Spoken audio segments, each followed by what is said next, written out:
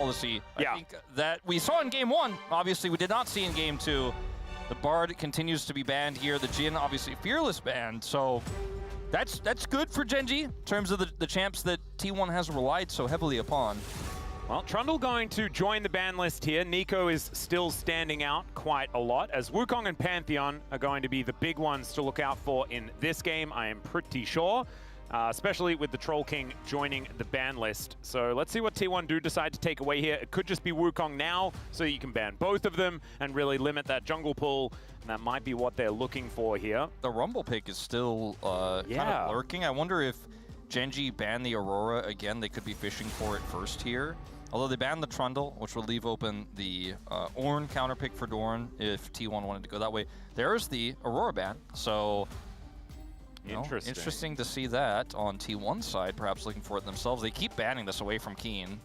And it does mean now that the Wukong Pantheon would need to be a trade, or they're both just going to be left up. And it looks like at least one of them is going to be getting left up here as the Rakan is taken away instead. I feel like GENG are looking for a Kai'Sa draft. I have no idea why, but that's just what I'm feeling in my waters. My waters have been weird, though, and I did predict the 3-0 that is now impossible. I think they just are respecting Keria super heavily. And Keria, we talked about Owner a ton, obviously, in Game 2, but Keria's Alistar was insane, as Chronicler did mention. There it is. And it looks like T1 feel the same way as you did there. We'll ban that Kai'Sa away from Ruler, so... I did get a bottle of water from the same fridge as Tom. I did watch him get his bottle of water out of the same fridge. So we all get our waters are the same. We all get bottles of water out of that fridge. Then why didn't you feel the Kai'Sa angle? Because I got hot water out of the water. Ah, see? You didn't even go to the fridge. Don't be like that. Okay, the Nico is going to be the consideration here for the first pick, giving Duro a lot of extra engage potential. That is going to be a big one. Also, removing that one from Keria could be a great idea as well. You've got to get the Wukong here now as T1. You don't want to give Wukong and Nico over to GENG. The question is what comes with it. Sivir, quite strong angle here with Jarvan removed, and tons of great wave clear. It's a safe scaling pick here for Guma.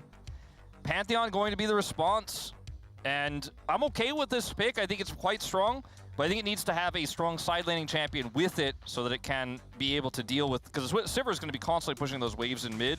You need to be able to find value with this Pantheon pick in sides. It needs to be empowered by something that is going to win those side lanes. I kind of just want to see... And that Gwen fits the bill. Gwen could be fine, as... There's no Aurora. There is a Rumble for Doran to hop towards if you would like to. We've seen Wukong Rumble get a lot of value. But Gwen isn't... It doesn't feel as bad in the Rumble matchup these days. Did lose some armor, not necessarily the magic resist, so isn't too worried about that one. Keen is also, as you've mentioned before in this series, Keen very good at going like 0-2 and then just not being phased. This guy seems pretty untiltable, but this is a big pick for Doran. I mean, he could have gone fighting on the Jax, so good. He could have gone for something completely different, right? He could have gone for the Rumble you mentioned. He could have even gone like Jace or Gnar. Yep. But he's like, no, I'm going to fight fire with fire. Super confident to lock this one in. And his Jax has been phenomenal. All of our top players have had such a great Jax that's kind of been teched into some of these drafts. And used to be kind of a thing that was tied to Sejuani, but no longer here in the LCK. So we're still looking for the mid pick here for Chovy. We don't know what that's going to be just yet. Same for Faker, right? But I want something that has good wave clear. Zeri, we're going to be banned away from Ruler. Going to deny that one, as of course Sivir Zeri has been picks that have been traded in the past. Ruler's champion pool is going to take a bit of a hit here already with the Kai'Sa being banned away. No Zeri as well. The Sivir already locked in, and Gumayusi feeling happy about that one, as Lulu will be taken away from Keria, so his champion pool is what's going to be pinched on the side of T1. It just empowers so many different scaling picks, and it's kind of a scale off here, I think, for the bottom lane in terms of what we're going to see. Yep. And like with the Lulu plus Wukong gives the Sivir such free laning here, and then the ability to then blow up champions when the Wukong gets wild growth is just too strong. So Smolder, I guess it's a scale off. They're like, no, we have Sivir, taking away the Zeri, taking away the Smolder. There's no Corki. What is going to be the pick here for Ruler? I mean, Ezreal feels pretty safe here, to be honest, for GENG. Yeah, I wouldn't mind a Jinx, personally, but we just don't really see that much Jinx these days. Jinx used to be a pick into the Sivir quite often, although Mega Inferno Bomb can be spell shielded. It is just the range advantage feels pretty good, but the Nautilus is going to be what they decide to take away. I mean, there's an angle where they do the opposite and try to look for like an extremely strong laning pick. The Lucian like doesn't have Braum, but Nico Kalista? Nico Kalista was the one I had in mind. Like, you have to snowball the game. Win conditions narrow. Like, when we talked about, it's not the late game scaling option we were asking for, but certainly is an option they could go for if they don't want to go for the Jinx or the Aphelios or the Senna, God forbid. Yeah, and you do have ways to snowball things early, and then Gwen can work as some late game insurance, as Faker will lock away the Taliyah. And let's see what Chovy's answer to it is going to be. A lot of the choices were in the AD carry position. The Xayah going to be the consideration here for Ruler. I don't like that as much. Lucian doesn't have Braum, though.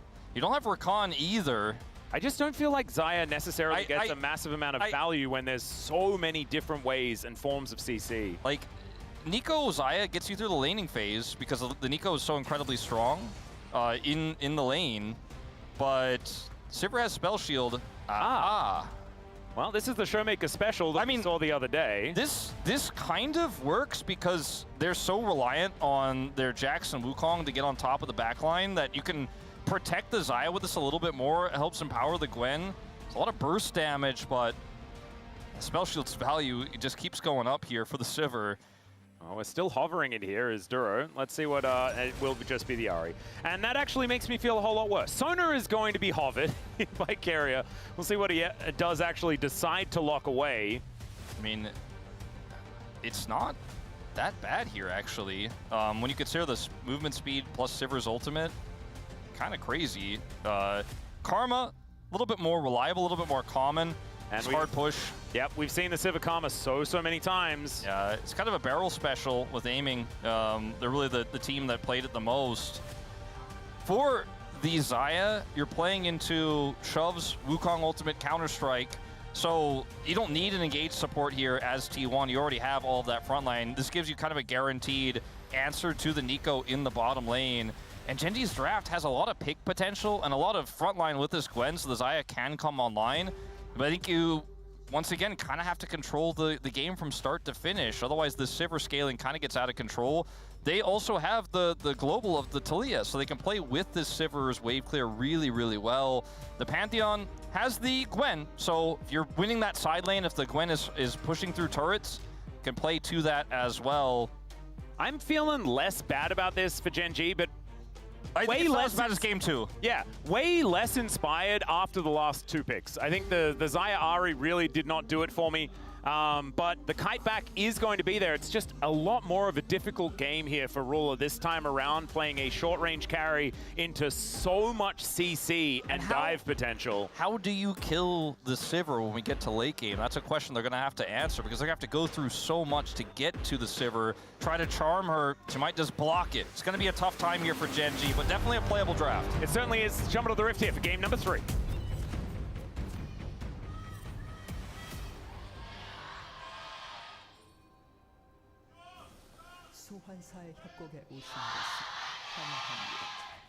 All right, here we are, ladies and gentlemen. You can see Faker with the opportunity to lane up against his skin on the Ahri, which is pretty cool. Nice of Chovy to show him that one, as of course, Faker does not use skins in the mid lane. Also hasn't played Ahri in a while, although it is a pretty iconic champion for the player, as is all of the champions in League of Legends. Yeah, pretty much. Yeah, I kind of caught myself on that one. I was like, hang on, we can't list it because the list would be too long and the game would be over. I mean, like, you're like, hey, you wouldn't say Lulu, right? You're like, well, actually, in fact. As it turns out, one of his most played, to most people's chagrin. Is now Faker in a bit of trouble, speaking of which. Keen running with scissors, we know that's dangerous. He is going to have to go back. The minions should crash. Yeah, I don't know if he has to TP here, but it's not ideal. He is Taliyah, so he does run a bit faster. I think he... Let's see what he decides to do. He really doesn't want to TP. I think he just barely gets back and loses like a little bit, but not too much here. It's going to be fine. So that could have been a disaster. Doesn't have to flash ultimately, but is going to put him significantly behind in this lane. Yep. He'll miss out on experience from one minion, which can actually be annoying. The thing is, if he TPs and then Chovy just procs electrocute twice, then he's like in an even worse spot, you know? Yeah, that's a good point. As Keen dashes out of the way of the counter-striking Jax. And we are just going to see these two top laners hit each other a bunch of times and try to hit CS at the same time, is basically how this one's going to look. See how Kane is able to navigate it, especially with Gwen in the position that she is now. This used to be a matchup that we saw quite often when Gwen was a whole lot stronger than she is now. So it could be more difficult for Kane to navigate as Doran hits that level 2. Leap strikes in. Stun does go down, but he gets into the brush in time. So I think Kane might be all right. Doran. Another leap strike. Man, Doran is really putting the hurt onto Kane here in this early laning phase. You know, there are some days where you're like, Doran is feeling himself. He's in complete control of the lane. It's not the day where you're like, I'm not sure if Doran is crazy or a genius. It feels like today he is calculated, Doran. He's completely locked in. As this has been pretty favorable for Taliyah. And it's only Showmaker that can win this matchup, as it turns out. Yeah. Interesting. Because we have seen this little Rise group stat. Yeah, we have seen this attempted so many times, though, be it the Rise group or the Legend group. This is what a whole lot of players feel is a playable matchup, is the Ahri into the Taliyah. But we haven't really seen too much of that proven. As Keen down to 200 health here, Doran shoving this wave forward. Shouldn't matter too much since it's very impossible to dive, I think, at this point. I mean, Doran may look for something. Yeah, does do a lot of damage there with that Empower. And only needs a little bit more. As the circle comes down, the answering flash is good. Doran didn't pick up the turret aggro. But Doran, I think, has enough of a lead to be able to get himself out of the way here. So Canyon just going to protect Kane while he picks up these minions. That was very scary for Doran, and does have to flash, so his advantage kind of washed away there off of that play. And if Canyon flashes and stuns him there, if he's a little bit faster to rotate over, then it could have really backfired, but he does get away with his life. Yep, GENG get the information that there is a monkey in the area, but we can see that the monkey did go home. Still, fair bit of pressure here on this bottom lane as the Karma Sivir doing exactly what we expect, and that is shoving wave after wave into this Xayah Neeko. Really nullifying the Neeko's early power as Seismic Shove going to be able to find Chovy here. Faker being able to bounce back relatively well, even though he is still behind by a little bit. Canyon going to come down here to the bottom lane. We'll be able to clear these Krugs, but might actually look for a gank as well. This pressure does continue, as you said, the Karma is just really controlling this one. That's one of the only things that Neeko doesn't just kind of auto-win against in so many matchups, because of her ability to help push waves. And wow, this minion wave is very large. It's pretty big, this control ward. High value. Yeah. Kane, I think, knows that there is something happening here. As he's just, can't even get the cannon. And Doran very happily picking up all of this farm. Really nicely played as Kane is able to move down, clears out this control ward, and realizes now that he can move a little bit further up. Does have a level advantage, which is kind of crazy, as Chovy walks over some rocks once again. Faker throwing a whole bunch of them around here in this lane. Nice charm will connect. Orb of Deception there as well for some extra damage, but you can see Faker is feeling fine. Turo hanging out up here, but I don't think there's really anything he can do unless Doran makes a mistake. As we are going to see the backs to come through. Yep. And you see Ruler is heading back down to the bottom lane. And so it's just going to be a complete reset here. And Duro as a minion will return to the bottom lane as well. And Faker laning here pretty well, despite the early level 1 shenanigans where he was forced to back. Didn't really end up falling too far behind. And it's a quiet early game here. You know, we had the attempt from Doran there that did not work.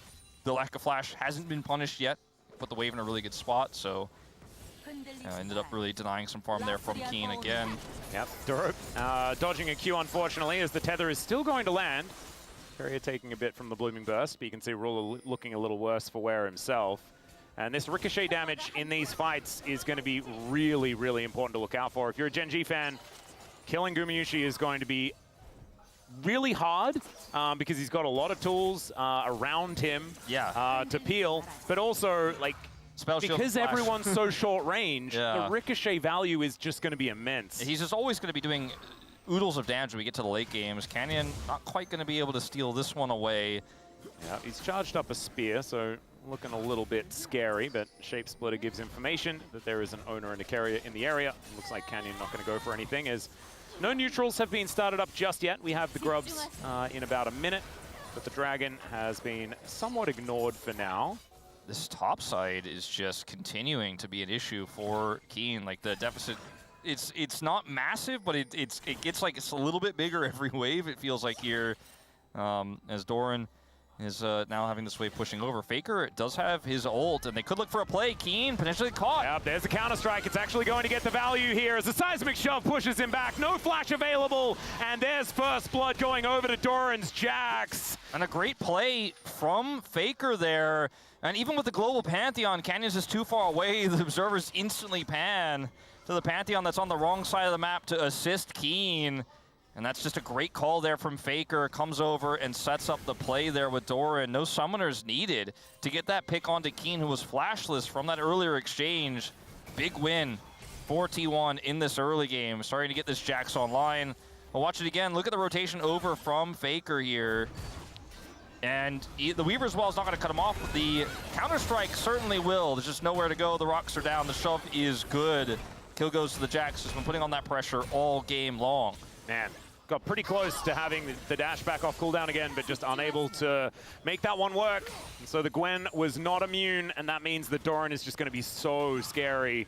Canyon started off these grubs. As Ona comes on in to try and grab this control ward, will be able to do so. The grubs are going to lose interest relatively soon, and there they go. As Keen does pick up this wave here in this mid lane, avoids the boomerang blade here from Gumayusi as Duro. No level only 6. level 5, yeah. If he has 6, this is a very different situation.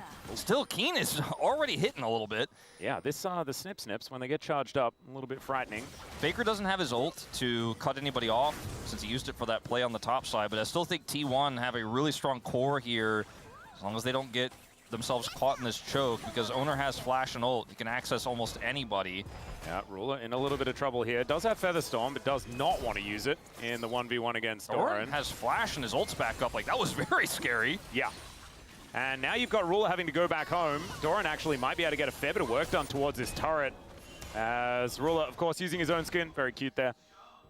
Didn't mention that earlier on, but of course got that one in 2017. That should be Dragon in exchange here for T1. You have to think his owner is clearing his jungle on his way over to that full control they have on the bottom side. TP is going to come through from Keen, who was holding the mid wave here, but so many plates, like you said, go over, and they get the Dragon. Denying the grubs for the Jax is a big win, and also if Keen gets some time to hit turrets, which he should later on, this is going to be a big win for GENG, but in the immediate game state, definitely feels like a trade up for T1 and take a small 500 gold lead here at 9.5 minutes, plus the Dragon. Yep, not too bad at all. Seismic Shove going to connect onto Chovy once again as well.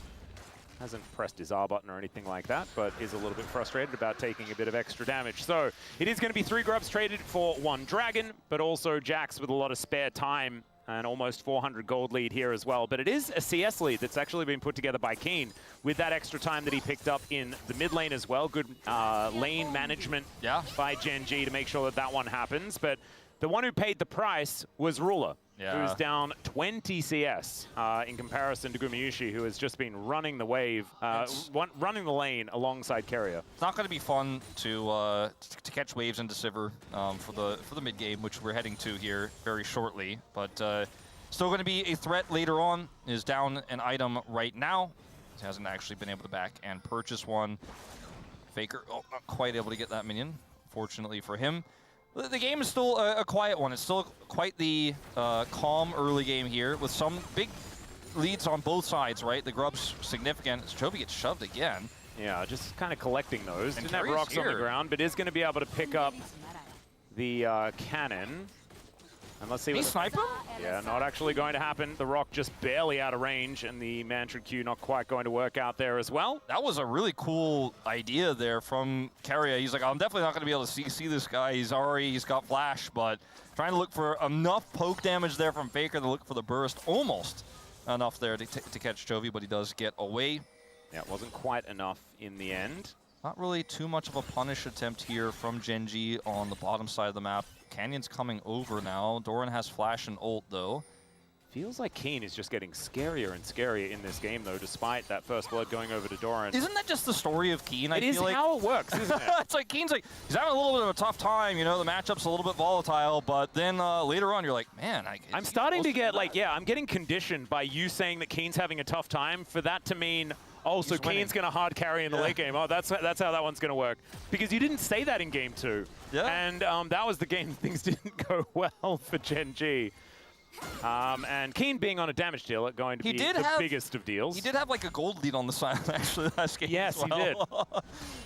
he did. Yeah, he is quite scary. And we mentioned it in the game 1 with the Camille, his Gwen specifically. Like sometimes he falls behind, does not matter. See how much further he'll fall behind though with Owner showing up here with Carrier. Yeah. We have Duro in waiting. Yeah, he is going to be able to spot that there is a monkey in the area. Doran is taking a bit of damage, though, as he does get himself out, but that is plates guaranteed. Plate gank. There we go. And those are lucrative. Absolutely. Still, Keen is able to pick up all of these minions. It's so no cool. worries there at all. It's so cool how much agency you have, though, as T1 in this draft. Like, when you have the Sivir pushing in mid lane, you know, as GENG, you're like, do we want to force something here? It's like, probably not, you know, because it's going to be a faster rotation over of Guma in this case. If they did commit to it earlier, he would have been faster on the play. Now they're still like trying to make something happen, but it's Jax who has a Karma with him. You know that Owner's in the area with his ultimate, so hard to actually make anything of this. And so still sit on that 400 gold lead. And I think GENG really want to be ahead in this game quite significantly at this stage, and they're not. Yeah, nice little charm is going to connect onto Faker here, but he's thrown a whole lot of rocks around. Actually flashes to get out of the way of this Grand Starfall from Canyon, and they look for the dive. There's the flash stun, and they lock down the kill. Still, Canyon is going to be taken out, so a 1-for-1 from the GOAT outside of the top outer turret. Hashtag just Faker things on that one. Flashes instantly when he sees the ult, gets into turret range before Canyon can lock him down in a safe location for that to be a trade. Has his rocks and shoves set as he dies, and the death rattle comes through as the turret takes Canyon out. So a heavy commitment here by the jungler, who has to flash as well, still gets taken out. The reaction from Faker here is so instant, by the way. It's actually kind of absurd. But because he trades here with Chovy, he is in kill range. Pantheon finally decides it's time to come up here and make the play. Did he just actually see it? Did he flash before he even saw that? It's kind of insane. Like, I barely saw anything. I think he actually flashed before it even came through. He was like, nah, I see the angle. Oh, actually, maybe he was on the ward. I think actually maybe Cannon was on that ward when he started channeling the ultimate. It could have been something like that. Yeah, but even noticing that is kind of absurd regardless. Still going to be able to get Faker the 1-for-1 trade. It does mean that Faker is off the map and isn't able to pick up that top outer turret. Wave that did crash into the turret, so still going to be working out relatively well for GENG. Still worth for them. Just very impressive from Faker. Yep. It's always good to appreciate. As Canyon is going to face check and isn't feeling fantastic about it. On the hunt is Gumayushi. His ruler going to rotate over, but it's mainly just to watch this Pantheon die. And so Canyon's woes continuing here in this early stage of this game. I guess moving towards the mid game here now. These wards, this setup here, like assuming the ward was the reason why Faker was able to react that quickly with so high value, then they spot him and take him out again. As now Faker's looking for a Weaver's Wall. Yeah, Ruler might need to ult here as the seismic shove is going to pick him up. Let's see whether the Pop Blossom is going to come on through. There it is. Duro going to have to flash out of the way though. The rocks go wide, but still, that is double ultis on cooldown. Plus as well as a flash for this Nico. Even a heal. Keen is going to try to get some value here in the side lane with 3 grubs on this Gwen. Will be answered by a teleport. He got some damage done. He wasn't able to get the significant punch back they were looking for. As Doran just getting zoned away here momentarily. Needlework comes out as Faker throws an entire volley at Keen. Does have to flash, as he didn't quite have his circle back available yet again. So more summoner spells being picked up by this Talia. Faker is really feeling himself here today. You know, he didn't make the error in game 1. I think we have to acknowledge that, but otherwise he's a man possessed today. Yeah. And Doran going to look for a little bit of an angle here. Gets the ulti out of Chovy. Actually a big deal, as he's not going to be resetting in any fights coming on up, as Double Dragon being considered here by T1. Got a little bit close to an Earth, Wind, and Fire. Thankfully, we do have an angle for it, as it's another Ocean Soul, second in a row. And that's Feats of Strength locked in for T1 as well, as all 3 games, early game has belonged to them, as Doran going to get stunned up, does flash away, but it looks like it's going to be this turret going on over to GENG. There's 2 turrets under threat here for GENG at the same time. We won't see Faker commit for this one, but the Herald dropped in mid with this wave here. It should just be a trade of turrets. Doran does lose his flash, but it's not really a trade up for GENG, and the game state for them is not where they want it to be. Oh dear. And this is going to be a collapse for sure. Yeah, there's a Rift Herald on our way down here as Faker is going to try and shove Keen. It doesn't quite work out here as the Rift Herald is just going to bypass. They pick up the turret, and now the Cyclone on top of the Gwen. No way for him to get out of that, and that is just Ona once again taking control here in Game 3. Yeah, I cannot stress enough like how much power you have when you have control over the map with this composition for T1, but when you have a Herald on top of it, you're just taking turrets in both lanes. There's no safe place for Keen. Like, he's like, oh, maybe I'll get back to my turret. Oh, it's a Wukong coming down to gank me and kill my turret. There's no place that's safe. He has his ultimate available, takes Keen out, and again, Faker is just making these aggressive plays. And there's always a follow-up. There's always more than just what meets the eye. When you have Faker in a side lane, gotta be considerate of what could happen with that Rift Herald. Keen, it's not like Keen was playing super greedy or aggressively there, but does get caught nonetheless. Yep. And sometimes you just don't expect a Rift Herald to come down and destroy your turret when there is no minion wave. So a little bit unfortunate there for Keen, but still was overextended and did see Ona get back into that Rift Herald, so it's likely that he was heading somewhere down as he's looking to do the play one more time, this time without the Cyclone, but we'll see whether that actually matters as the Weaver's Wall comes down. Charm is going to miss, and Chovy has to eat so many rocks and has to flash, as now the turnaround potentially coming in here as Keen looking for the angle, wanting revenge onto this Talia. As the needlework comes out, Chovy finds the Charm, as Gumayushi finds himself so far away from the rest of his team, but maybe that's part of the play as they go 2 for 1. I guess the backline ganking Sivir kind of worked out. No, it absolutely worked out in the end. I think Guma thought he has priced into it. He's going to go for the play regardless. And even though Ruler's still alive and he's an AD carry, there's just no way for, with these low health bars, GENG to continue the play. T1 back away, knowing that without their main source of damage, they're not going to be able to do anything else there. They don't leave GENG the opportunity to try to get anything else back there. And Guma's sacrifice does work out in this case.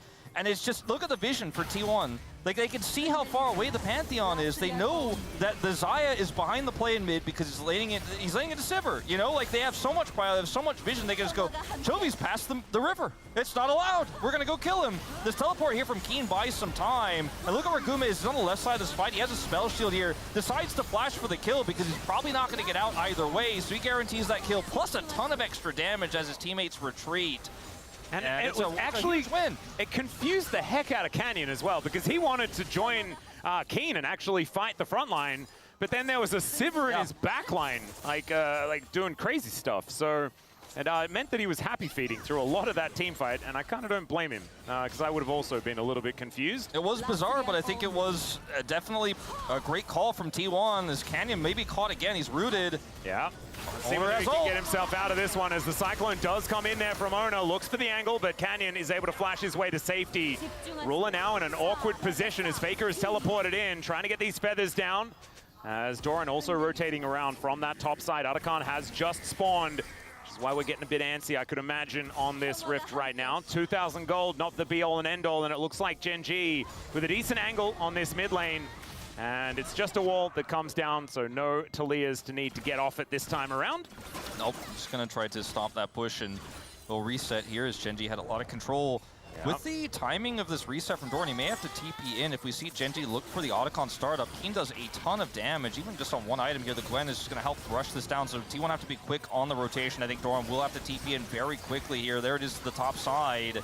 Yep, Ona's going to be moving in. I mean, T1 have full information as to what's going on here, and Keen's already down to 50% health. Ruler trying to get some damage down. GENG are going to be looking for the turn as Ona moves on over, and now Chovy looking for the angle. Pop Blossom connects, finds only one as Faker flashes his way out. Doran avoids all of the feathers so beautifully, and it's the Nico that goes down first. The Wukong steals away the Otacon. Of course Ona does. The man's playing playing like a beast today. Keen does manage to find the value, and now it's Ruler's turn to pop off as Canyon trying to run his way out. The seismic shove doesn't find the angle, but he still jumps onto a rock as Doran's so scary. Finds the empower, takes down the Pantheon, and it's Chovy and Ruler left alive in the end. But the Otacon goes to T1. Yeah, the Otacon goes to T1. Canyon was on the left side of that fight, and it was a Gwen versus a Wukong there in the Otacon exchange. So advantage jungler in that case, and GENG here kind of trying to force this flank, and look at Chovy. He thinks he has the angle here with the Nico follow-up. The stun comes through, Faker flashes away, the charm here onto Owner, and then look at where Canyon is. He's not in smite range. So it just goes over to the Wukong here. Keen trying his best to do something, maybe steal it away. Does end up getting the kill as well as he goes down. And Canyon gets the snipe, but he will cost him big with Faker and Doran here. Canyon has to walk up to avoid Faker's rotation of spells. Yeah, just finds one of the rocks on the side there, but kind of did jump right into it. A little bit unfortunate, but still great play from T1, really showing the value of Taliyah in these team fights. This looks like what the Legend Group games all looked like for so much of rounds 3 to 5, where if you get a small lead, you just take over the game. Gold lead-wise, not that huge here, but when you look at the fights and how T1 have been so dominant, how clean they've been looking in side lanes, the fact that the Sivir is going to scale, it's really horrific if you're a GENG fan right now. They've been trading a little bit here in sides, and looks like they want to try to pressure this inner turret here, but T1, 3 objectives to 0 here in terms of dragons as well, and Faker's just going to ult in. Yeah, Chovy, speaking of ulting in, is just going to ult towards the turret. Kind of crazy as Doran here towards his bottom side. It will be the teleport from Keen to try and stop him from just bonking down this inner turret. And I think we need to contextualize a little bit here that this is a GENG that just lost its, since LCK Cup, lost its first best of 5 to KT. But otherwise an extremely dominant team, beaten only once by T1 in the regular season, but otherwise a practically perfect year from this squad. No one was able to stop them. No one was able to take them down, and now T1, you know, it's a 1-1 series. The game's not over by any means. It's only 1,000 gold to lead. But the way we're watching this game play out, the jungle difference that we're really feeling here across these games, starting to make you feel, I think, a little bit worried if you're a GENG fan. And GENG fans haven't had to worry much this year, right? It's been constant winning, constant success. You lose to KT, but maybe it's just KT things. But now T1 in a commanding position in this game. Yeah, they certainly are. They have all basically gone a very long ways. Now Chovy looking for a bit of an angle, but Gumayusi presses R. He's running pretty quickly, so not going to get charmed up this time around. Chovy just realizing that he does have a fair bit of ability haste here at level 16, so he should have that ulti back up relatively quickly. And Keen is 1-4. Well, that's where he's at his most dangerous. Yeah, I think it's like Nuggery all over again. Yeah, he's got an Asher's Tooth, and he's going to use it, and we'll let the minions do most of the work here on this turret. Although, with Canyon here, I think he should just be able to get it. Yep, there is the outer turret falling over, so that is going to mean that the gold lead is under 1,000. The problem is there are a lot of intangibles, right? There is feats of strength already there for T1. There's Otacon for T1. They have Soul Point put together. Everything on the Rift that isn't money is theirs. And everything that we've seen in terms of team fights, the coordination, the cohesion, the side lane pressure that's been applied has been better for T1 as well. GENG have done such a great job of playing the macro and trading turrets that the game looks incredibly even. But what I'm more worried about is how these compositions collide later on. Now there's so many threats that are online to get on top of the Xayah, who's your main win con here. Chovy is massive, by the way. Like, he's about to get death cap, but he's still an Ahri. And he's going to have to hit his charms, right? Wasn't able to hit the charm on the prio target on his flank on that Otacon play. That was the whole game plan was him hitting that prio target. It did not happen. So we'll see what he can get done. He's level 16 now. Yep. I think as well, this time Ruler now has an Infinity Edge that he just completes. Thank you, Jonah Strong, for a bit of a zoom in. And he's not Jhin. I think that that's really important. I don't think, you know, I'm sort of back to not liking Jhin very much. Yeah, and that last comp, I really... Yeah, it's just not a whole lot of damage. Xayah can do a whole lot of damage, even though T1 do have a lot of tools to make her life hard. If she is left unattended, can be a very difficult champion to mitigate. If T1 botch the engage and you're going down an item as the AD carry into the Featherstorm Meat Grinder, you're in trouble. Chovy may be in trouble. Yeah, unfortunately not going to be able to find the charm onto Faker here, and does have to flash. the placement of the rocks and the shoves have been so good for Faker. Yeah, and every time Chovy's in a side lane, he just gets ulted on by Faker. Yeah, and like he has to flash. If you put the rocks on top of the Ahri first, then force, like, she has to react, and then you put the shove behind it. She can't dash because she's on the rocks, so she has to flash. And he's done it so many times now. And so, I mean, it's really Chovy's only option with the placement there and the angle of the Weaver's Wall from Faker. Level 16 himself. Now on the Rift, as 50 seconds until this Ocean Soul will spawn. Well, potentially Ocean Soul, of course. We may actually see a team fight once again between these two squads. The only one that we've had in this game feels like that Otacon fight that did go T1's way. Owner on such a good team fighting champion here as well. He has been in such good form today. Ruler and Keen have to do so much heavy lifting in this fight. Keen does have that arm guard he was able to buy. Will really help him out. Same to be said of Doran, of course, but that Gwen damage is going to be massive if you can get just a little bit of time. Oh, Chovy off on a flank angle. Does get the Warrior Trickster out of Owner, but it's not a massive cooldown. Seismic Shove going to go wide this time. Canyon able to walk that one off. GENG with control of the river for the moment as Doran gets charmed up. But there's the Cyclone. Into the backline goes Owner, but he's kind of alone and hasn't really used his ultimate for much. Does flash to get himself to safety. As in goes Doran now. He will go golden, but this is so disjointed, and Keen is going to get on top of Gumayusi. Goes golden himself by so much space, but where's the follow-up? Keen just runs and will get shoved back towards Faker and takes a huge rock. That is going to be the Dragon secured with the feather pullback. And now I think Doran may eventually die, although no, he doesn't. He has Leap Strike, so he's just fine. Keen for Dragon is the trade for now. Keen's sacrifice means that Ocean Soul doesn't go over to T1, but that's the end of the good news because T1 are full health. I mean, mostly full health here, at least. Doran has TP, so they're just going to come right over here to Baron control, force a reaction out of GENG. They'll get Chovy's TP. He's going to come over here and clear this wave. But there's not a whole lot of vision here for GENG, so T1 should be able to get these backs away for free.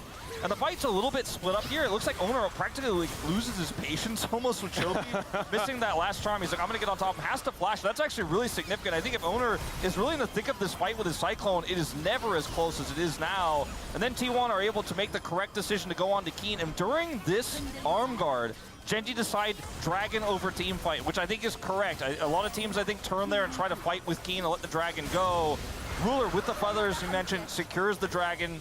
And Doran almost dies to the feathers, by the way. Yeah, insane, because this is a Fed Xayah on 3.5 items. And that's why I kind of thought GENG were going to be able to fight for this, right? Because they had the item spike before Gumayusi onto Ruler. This guy, I mean, he has a skin for this champion for a reason. He is very, very good at navigating team fights with the Xayah, even if it is a tough composition to fight into.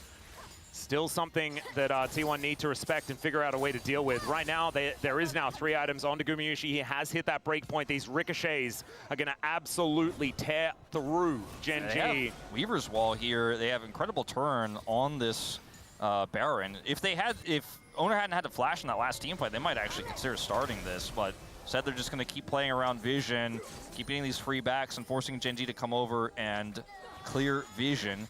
Keen is going to get some alone time in the side lane right now and does have teleport, so I think GENG are feeling pretty okay with this situation since they can now go over and clear this vision. Keen getting closer and closer to level 16, a huge threat in this game. Even though he's 1 in 5, make no mistake, this Gwen is incredibly powerful and has so much staying power because of her mist. Yeah, it's actually like, I don't know. It is just Gwen things, but it's also Keen things, so it's kind of compounded. You know, it's just a very scary 1-5 champion. We just don't see that all that often. Is Chovy going to get attacked by Baron here momentarily? Clears out the ward, though, so does do what he wanted. Yeah, he's at 305 CS here at 30 minutes into the game. Not too bad, but still sitting on the same 3 items that he was on a little while ago. As T1 will be able to clear out this one cheeky ward. You can see the tempo is always T1's. Even when GENG clear the vision, they have to then leave, and T1 can get it back. Keen wasn't able to hit that inner turret like he wanted. Had to back away in case of a T1 potential startup. He does have that teleport, though, so I think could be playing through the side lane a little bit more aggressively than he is right now. Yeah, Chovy going to be moving over here as well as Faker finds the rocks. Man, that reaction is absurd. Faker is telepathic today. Yeah, seriously. Or maybe he could just see the future. We don't know, but... He also did see Chovy move on over there, but I don't know whether he could have really predicted him to immediately just ult over the wall on top of him. But maybe that's just the I mean, way. it's a free ult, though. I mean, that's massive. Yeah, no, He just shuts it down, and he's like, nice try. And Keen continues to kind of push a wave into the turret, but then leave, and is kind of otherwise farming hard here, trying to buy that Zhonya, as you have to imagine, as his completed third item. He is backing right now. See if he has the money for it. Would really love to have that extra safety. Just picks up a piece of it, the Rod of Ages. Very expensive item, Zhonya's. So he has now the big components, so maybe on his next back he will have it. Yeah. In fact, just hanging out in the fountain right now, but okay, yeah, he does have it. Okay, so he was just like maybe like 50 gold off, so spinning around and gets it there. Yeah, both, in fact, Keen and Doran completing the Zhonyas at the same time, so repairing their arm guards after the last fight. Nicely done. 50 seconds on the Dragon once again. So crazy that Keen's on item parity with this Jax, despite being 1 in 5, and is still going to be able to make such a huge impact in this upcoming fight here. Yeah. T1 are not out of this yet. There's also a huge shutdown on Doran as well. If they're ever able to get that kill, it is a huge deal. Item advantage still in the hands of Ruler as well for this next fight. Death cap for Faker, as you mentioned. Oh, man. This could be the fight that decides the game here if it's won swingingly by one side. And we're 32 minutes in. It feels like we're not that late because this game's been kind of just a lot of side laning and a lot of pressure, but not a whole lot of really big team fights. But this is going to be one of them. Yeah, Ruler with 4 items complete as well. Like that Bloodthirster on top of everything. He is very, very frightening and can now play a whole lot more aggressively with that extra shield, with the extra lifesteal. But that is going to be a phenomenal shot. Chovy has to go golden at the beginning of this fight as now Doran looking for the angle, tries to get the counter-strike, but they take down Chovy. That's the biggest part of it. Faker gets into the back line. Duro just melting so incredibly quickly. Keen goes golden, but I don't think he's surviving for much longer, and Ona will finish off the Gwen. The entire top side are destroyed. Ruler and Duro not knowing what to do next as they destroy the team fight. It's a smash win in the team fight for T1. The shoves from Faker, the Talia has just been out of control this game, and now just a lone bot duo trying to defend against this massive push from T1 to bring themselves to match point. Let's see whether they can actually finish it here as Doran going in, flashes forward to get on top of Ruler, and of course the seismic shove there. This game is over, ladies and gentlemen, and T1 have match point now for the next 2 games at least. And they could be poised to be heading not only to the Inspire Arena, but also avoiding that play-in best-of-5 that could end their world's journey so quickly. Keen tried his best to stay relevant in this game. Chovy, huge farm on this Ahri, but is just shut down by Faker time and time again. Never able to find the impact he was looking for, never able to charm the backline. And so much of this game was about the map control that T1 had, the tempo that they had, the vision, just like game 2. And it starts to feel like we might have an upset on our hands here with T1 looking like they are the stronger team here. Oh my God. And the gold lead the entire game. And the thing is, I think if you base it off what we saw in the performance from both of these teams in their last best of 5, I don't think it's an upset at all. But we weren't expecting GENG to look that bad again. Yeah, and we thought it was a fluke. Yeah. We were all wrong. And in game number 1, they also weren't ahead for very much of it. We could be like, this feels like we're at 3-0 territory. GENG really needing to get back on the horse in this one. It is time for us to take a short break. When we get back, the space is going to break down that game number 3. Then we'll have match point for T1. Let's see whether GENG can make this one silver scrapes. We'll see.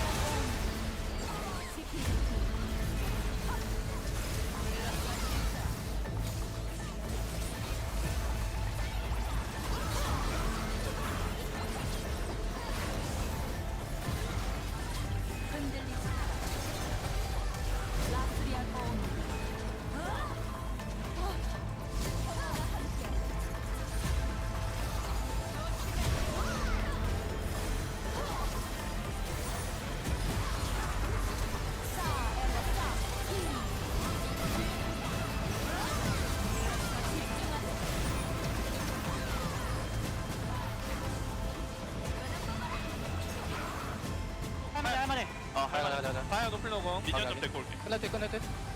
노플 넘어가겠어. 노플 노공 오케이. 내가 먼저 박아줄 수도 있어. 나도 풀로운 가능. 이거 나도 풀 가능해. 얘 수은 살수 있어 근데. 한타씩 한번 줄게. 넌 돈 없어. 보이면 보이면 수은사가 봐야 돼 일단. 보이면 실드 줄게. 잠깐. 보이면 그냥 박자. 수은 없어 수은 없어. 없어. 리프 공안 돌아. 천천히. 띄우 풀래? 바우데. 우리 받고. 자자자. 밀렸고. 아 나이스. 파워 좀. 나이스.